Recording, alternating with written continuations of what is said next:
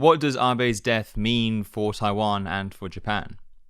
Well, Prime Minister Abe was a symbolic figure for Japan-Taiwan friendship. So his death was definitely a huge blow to the bilateral ties. But at the same time, the Japan-Taiwan friendship goes beyond a single individual, and the friendship is now more structural.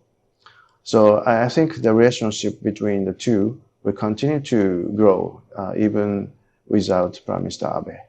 And how do you interpret Taiwan's Vice President Lai Ching-te attending Abe's funeral? I mean, do we expect to see high-level meetings between figures like Lai and other Japanese senior officials anytime soon?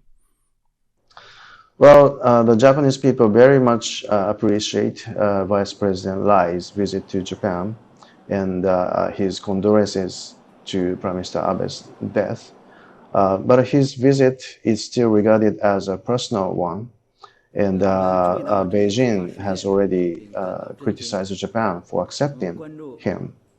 But because Japan understands his personal visit is in line with Japan's One China policy, so we just reject China's condemnation. However, unfortunately, because Japan will continue to stick to the One China policy, I don't see a great chances for more high-level exchanges will continue between the two. What would it take for those exchanges to happen?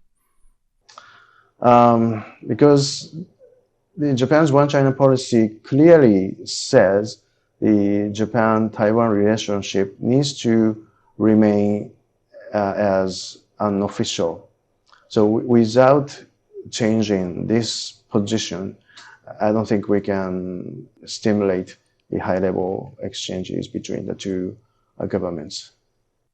And with regard to Abe's positions towards Taiwan, again, after he left office, after he stopped being prime minister, he made headlines last year with this phrase that a Taiwan emergency is a Japanese emergency and an emergency for the US-Japan alliance. I mean, how do you interpret that, and how committed is Japan to defending Taiwan? Well, the security of Taiwan and the security of Japan are not separable. It is an understanding made back in 1969 when Prime Minister Sato and President Nixon made a joint statement. And Prime Minister Suga and President Biden reaffirmed this understanding last year. So Prime Minister Abe's phrase of the Taiwan contingency will become Japan's contingency is widely shared among the Japanese people. So I would say that Japan is now more willing to contribute to the security of Taiwan. And one way of doing so is, first of all, we will defend ourselves, particularly Okinawa, from where the US military will start operations to defend Taiwan. So by defending ourselves, we can indirectly contribute to the defense of Taiwan. And plus, President Biden recently mentioned that he has a commitment to provide defensive equipment to Taiwan even after the invasion starts. In that case, I think Japan will provide storage sites inside the Japanese territory for the incoming US weapons and ammunitions.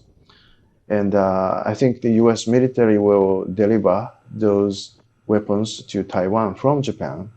And I think the Japan's self-defense forces would defend those US forces delivering those weapons to Taiwan, even if China conducts the naval blockade around Taiwan.